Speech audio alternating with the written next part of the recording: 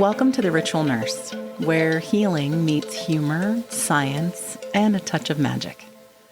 Hey friends, welcome back to the Ritual Nurse podcast, the place where we care for the caregivers and remind nurses everywhere that healing starts with you. I'm Reva, your host, your fellow nurse, and your ride or die in the sacred work of surviving this profession with your soul intact. Questionable about the sanity part, but for the most part, our aim is for sanity and soul to be sacred and intact at the end of the ride. Today's episode is called How to Regulate When You Have 30 Seconds and Zero Privacy. Let's be real. Some days you don't even have 30 seconds. You have call lights, pain meds, behavioral escalations, charting backed up, and your own damn bladder screaming at the injustice of it all. In those moments, emotional regulation still matters. Actually, more than ever. Regulating mid-shift is really non-negotiable, and here's why. The hard truth is that our nervous system is working overtime every shift. Whether you're in psych, med-surg, ICU, management, outpatient, trauma doesn't always mean a code or a death. It might mean a patient screaming in your face. It might mean a parent watching their child spiral.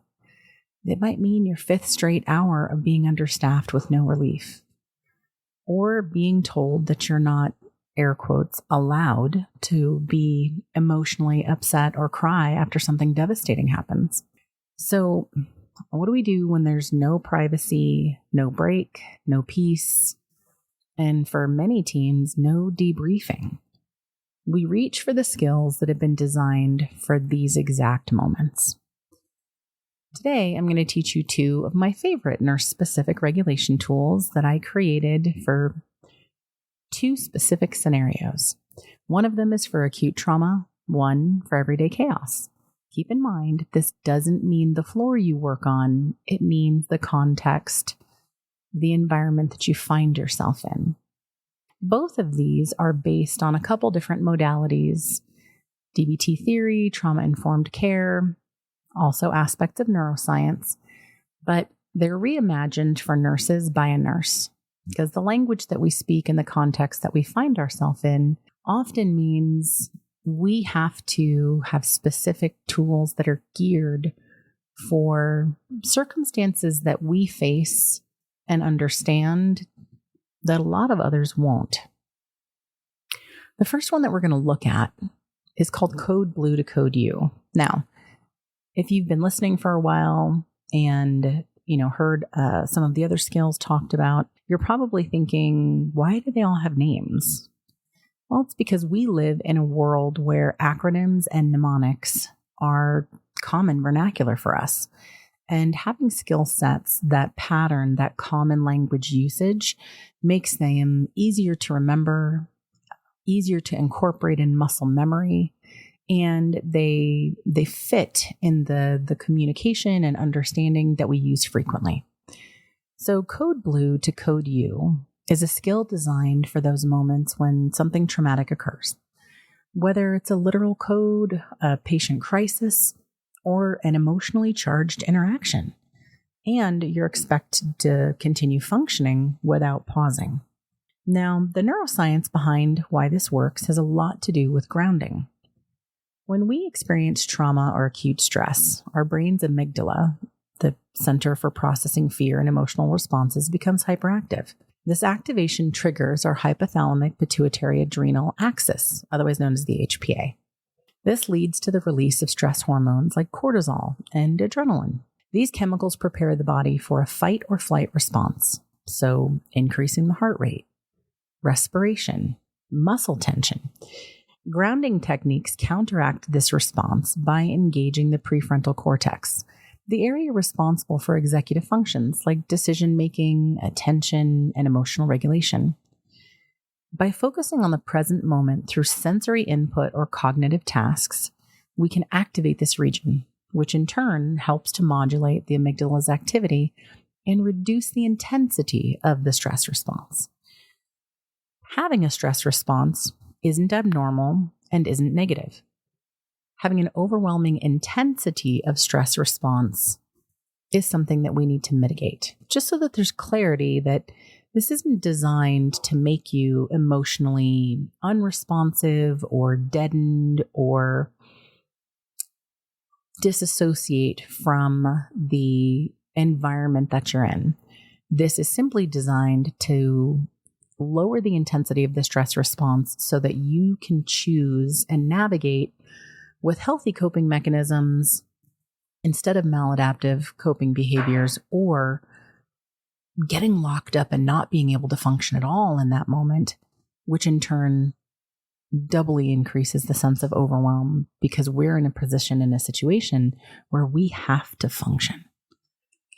So additionally, grounding practices enhance interoceptive awareness, which is the ability to perceive internal bodily sensations. This is crucial for emotional regulation. Improved interoception has been linked to better management of emotional responses and reduced symptoms of anxiety and PTSD. So, how to practice something like this? So, first of all, you're going to acknowledge the trauma. Name it. You mentally note, I just experienced a traumatic event. Or you say something like, that was really disturbing. That was terrifying. That was upsetting. That was scary. You actually acknowledge it and name it. Recognizing the impact is the first step towards processing it. And then you're going to find a brief moment of privacy, even 10 seconds, in a supply room, bathroom, a quiet corner, a few steps down the hall, even actually shifting your physical position to turn around and face the computer or to turn around and face away from the situation for just 10 to 15 seconds will suffice. You're going to engage your senses. Touch, hold a cold object, or press your feet firmly into the ground. Sight, you can focus on a specific color or specific object in your environment. Sound, listen to ambient noises or listen to your own breathing. Recite a grounding mantra. Silently or out loud say, that was a code. This is me. I am alive. I choose calm. And that mantra can be changed to relate to whatever it is you're doing, but there's a specific formula. You are identifying the traumatic context as separate from yourself. So that was a death. This is me. That was an extremely angry and furious mother. This is me. And then you're establishing safety. I am alive. I am safe. I am not who that person is actually angry at.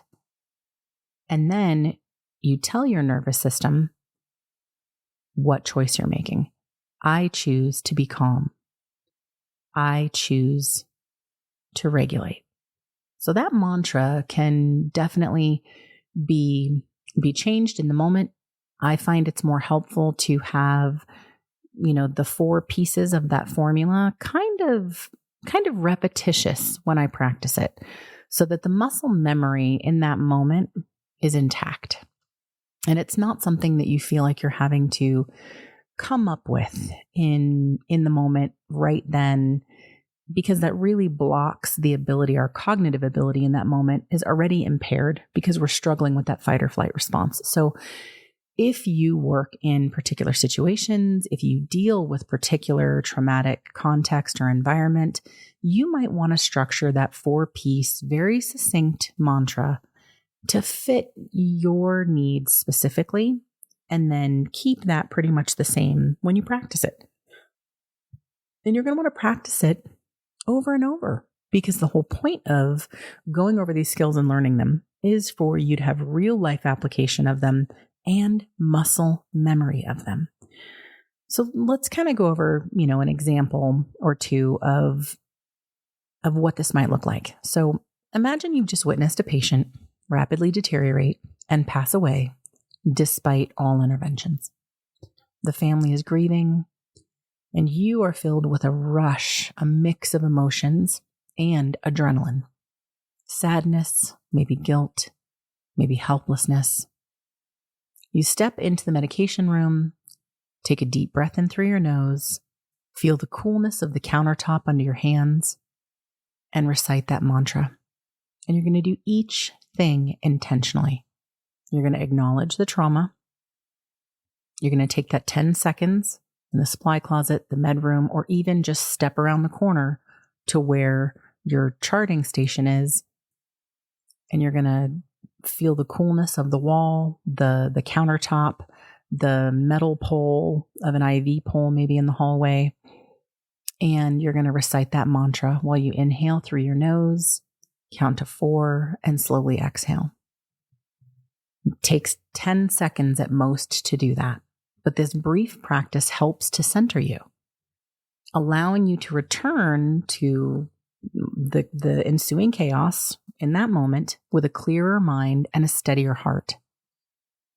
It's like pumping the brakes on that fight or flight response, pumping the brakes on the amygdala, kicking us into overdrive. By incorporating these evidence-based grounding techniques, you're not only addressing the immediate emotional aftermath of traumatic events, but you're also fostering long-term resilience and emotional well-being. The body remembers trauma. The body remembers trauma by encoding our physical responses in that moment, in the context of that moment, as a memory. So if we allow our fight or flight response to run unchecked and overwhelm us, those physical responses, that physical state of being in the moment, is what the body is going to encapsulate as our response to that situation. So when you later on, when you recall that situation, when you remember that situation, your body brings up that coding, that picture, that pattern that was created of the physical responses and status of your body, and slaps that back on when you're revisiting that memory, because the body has associated that event and that context with that physical picture. So every time we utilize these skills, I know it seems brief. It seems like it wouldn't even be a panacea in the moment, but it actually is. The science actually shows that these brief interventions, keeping the modulation of our physical response to the context of the trauma that we're surrounded by, keeping them modulated and keeping them from going out of control, does build that longer term resilience and maintains our emotional well-being. Because then when you debrief, when you think about the event, what your body is remembering is you bringing it back to safety. You bringing yourself back to emotional grounding and a feeling and a sense of control and purpose. And that is what the body is going to associate with that context. So these practices are really quick. They are proven to be effective, and they can be seamlessly integrated into our demanding environment of nursing. Heck, they can be integrated into a fender bender that you get into and your adrenaline spikes and you want to jump out of the car, sit still, evaluate, make sure that you're not hurt, passengers aren't hurt, whatever might be going on, and go through your CBCY before you step out of the car or before you make your next decision in that moment. It's not just nursing. We're talking about it in a nursing application because that's the muscle memory I'm trying to help you build so that we can use it on the floor to thrive in our profession instead of getting crushed by it. All right. So take a deep breath. We're right at the midpoint. This is your pause point. So if you're in the middle of a shift and you need to stop here, do it. You showed up for yourself today. That counts. And we will be here holding space for you for the next break, for the car ride home. We're going to discuss the second skill set and, of course, our coffee crystals and divination. So you've got some really good stuff waiting for you when you return to the podcast. But if you have another few minutes, stay with me. Stretch your neck, sip your water, hydrate your damn soul. We've got another tool coming up that's built for that everyday drama. So just sit with me for a few minutes here and just inhale through your nose and exhale through your mouth.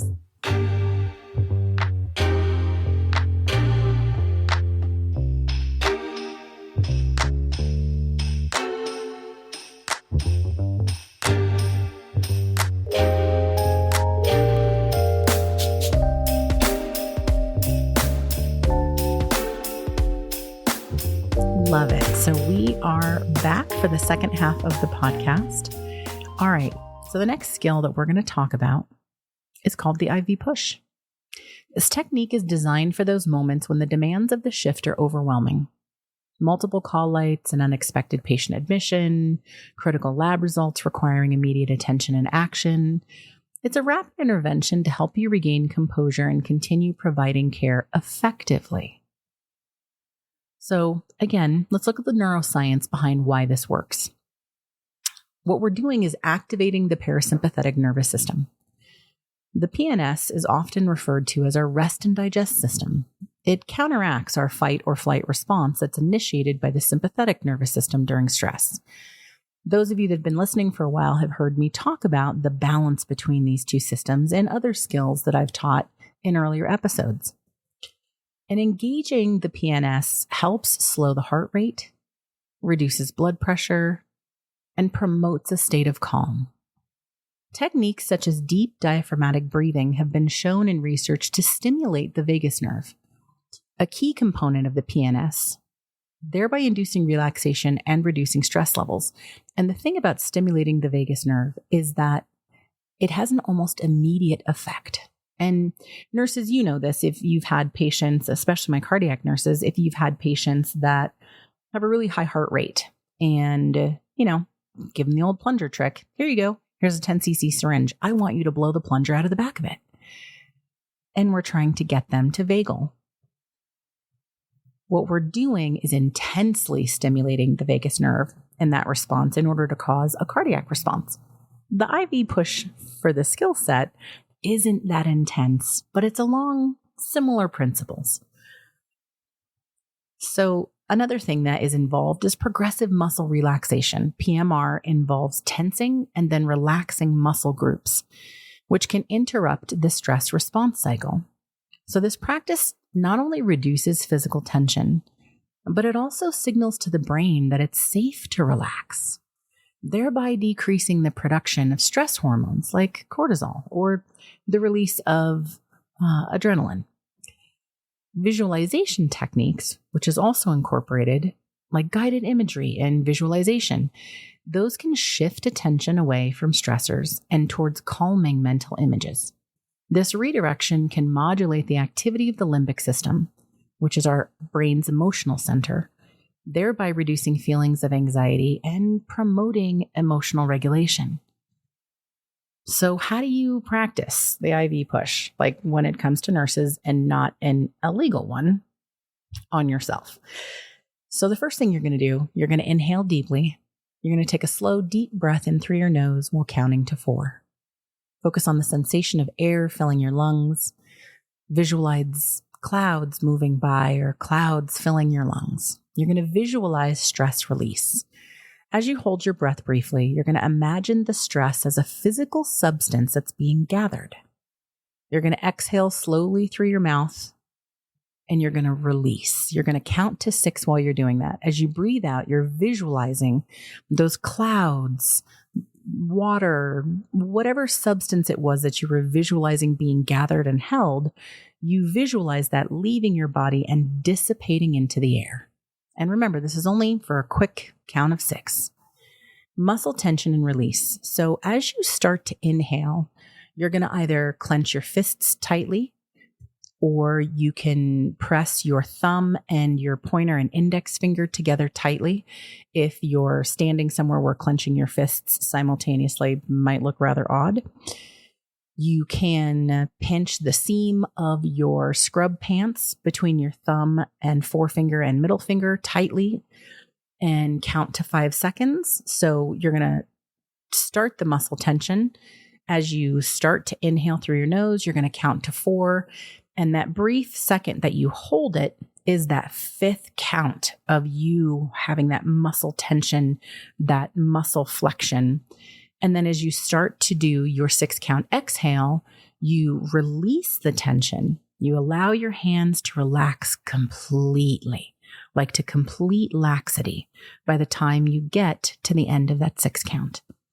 And you're going to repeat that as needed. You can perform this cycle 2 to 3 times or as necessary to regain a sense of calm. And if you think about it, you counted to 4, you held for 1, you released for 6. That's basically 10 seconds. That's it.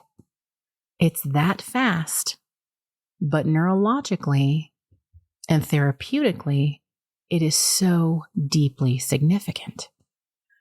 A real life application of this could be something where, imagine you're in the middle of documenting patient notes when an urgent lab result comes in requiring immediate action, and simultaneously a family member approaches with concerns and a colleague sticks their head out of the room and asks for assistance. The mounting pressure can trigger a stress response, feeling overwhelmed. So you want to take 10 to 15 seconds to perform the IV push. That'll help you reset. It'll allow you to address each task with a clearer mind and steadier hands.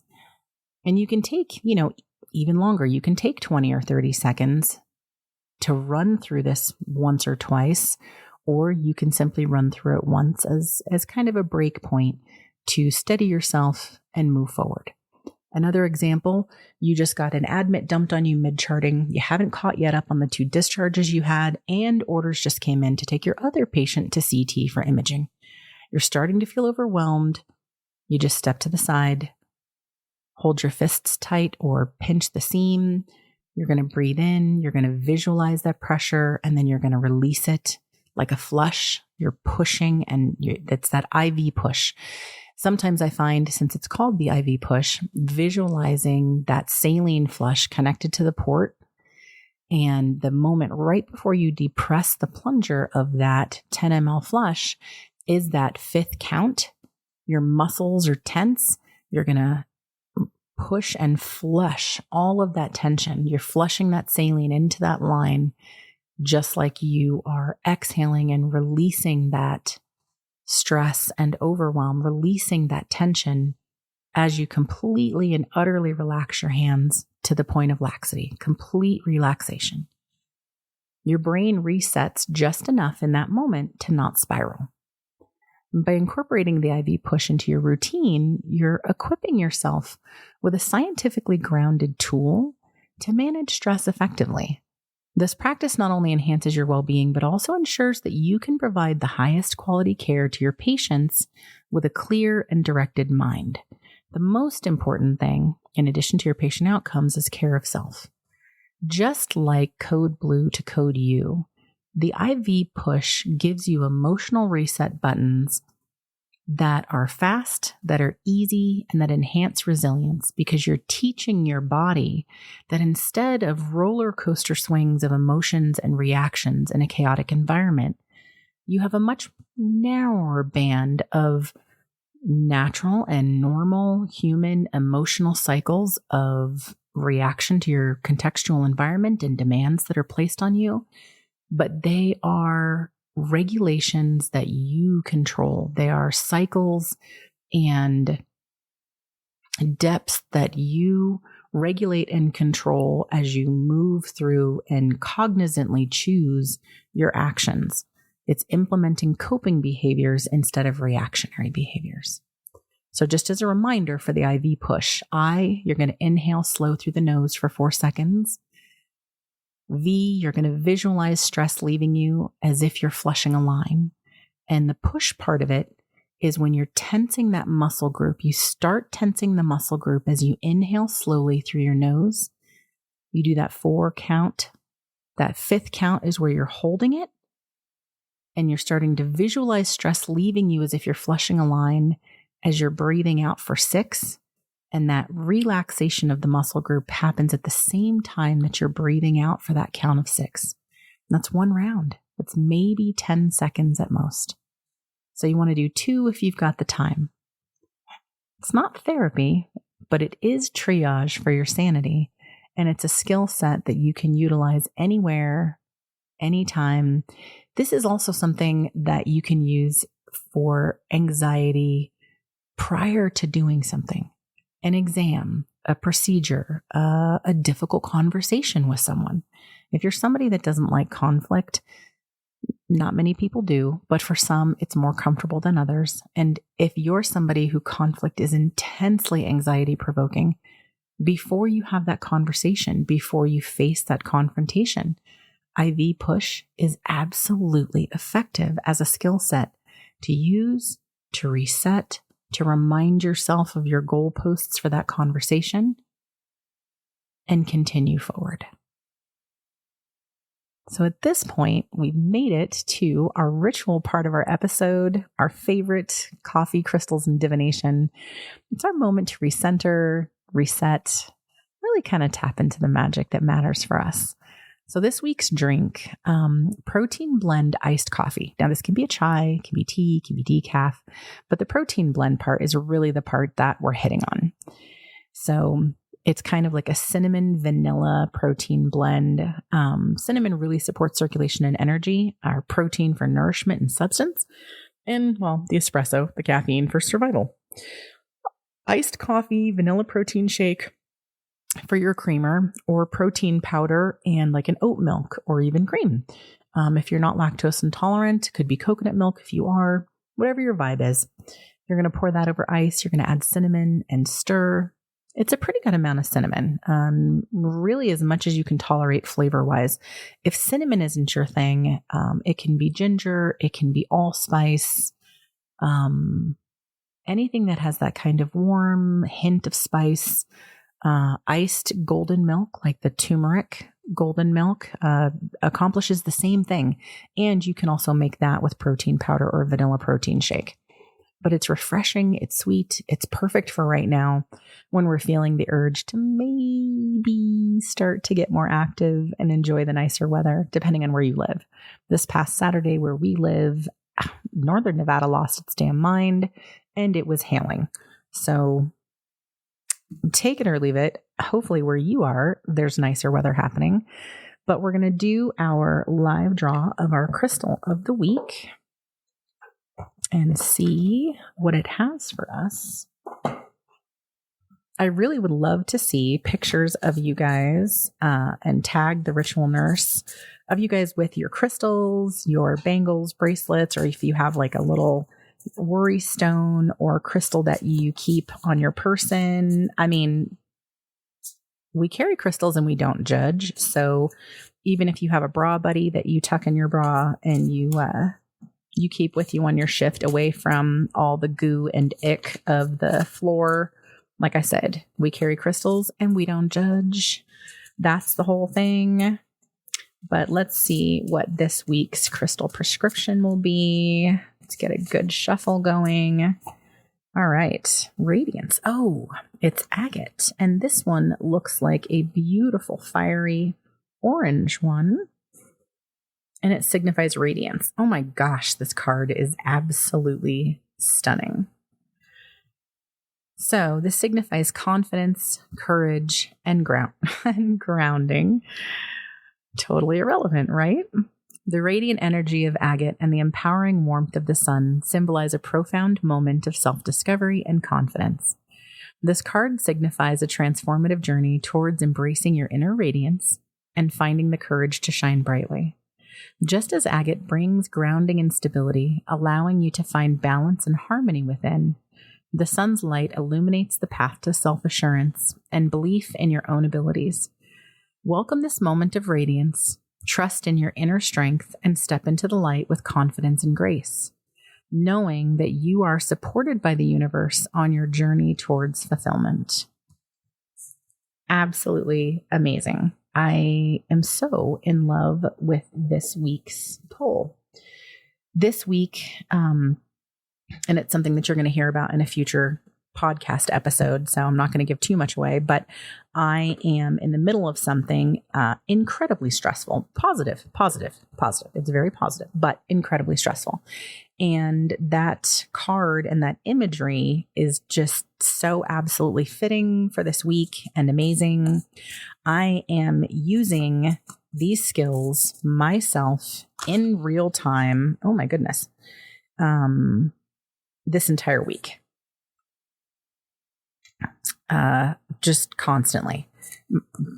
A, because they work, and B, because when I tell you that this is stressful, this is stressful. So while I was talking, I had immediately had a card jump out, and it is the 9 of Pentacles, and it is a beautiful image of Bumblebee Jasper. So let's find Pentacles. No matter how many times I look through this, my brain always likes to reshuffle the order in which the suits are, actually. So the 9 of Pentacles. So we are looking at financial independence, comfort, and gratitude. And Bumblebee Jasper is celebration, positive attitude, and abundance. Treat yourself. You worked so hard to create all of this abundance in your life. So don't be afraid to splurge and enjoy the fruits of your labor. Celebrate your achievements. You deserve it. So these are absolutely stunning. The images almost match perfectly. The radiant colors of the sun-shaded agate and the beautiful piece of Bumblebee Jasper. I mean, they look like they're almost cut from the same stone. It's incredible. But these messages together are celebratory and really significant. Definitely celebrate yourself. Definitely celebrate how far you've come. Use these skills that we covered in today's podcast to keep yourself in emotional grounding and regulation. And every time you do that, acknowledge how amazing you are for being able to. Nobody is ever going to tell you that the context isn't going to provoke emotional reaction or that the stress is just going to melt away. It isn't. It's going to be there. And also, these skill sets give you the opportunity to withstand that in a healthy manner and continue to be effective and thrive and provide the best patient care or survive the moment in the best way possible while taking care of yourself. All right, my Ritual Nurse family, this podcast is growing and it's because of you. So if today's episode helped you, please share it. Text it to your work bestie, your preceptee, even your DON for heck's sake. Leave a review, hit that star rating, post it in your group chat. I really would love to start seeing pictures of you guys with your crystals, skill sets, anything, and tag the Ritual Nurse. But we are creating a new culture in nursing, and we're just at the beginning. So follow me at the Ritual Nurse on TikTok, the Code Team on Instagram. You can visit tcth.org. We've got tons of free downloads, tools. Our new store has been up. But what we are doing is so damn important because healing nurses heal nursing. And I see you. So until next time, breathe deep, regulate often, and stay sacred. I love your faces. This is your Ritual Nurse, Riva. Thanks for tuning in to the Ritual Nurse podcast. You can find us wherever you listen to podcasts, so don't forget to subscribe and stay connected. For all our social links, free education, classes, blogs, and podcast notes with resources, head over to tcth.org. Until next time, love your faces.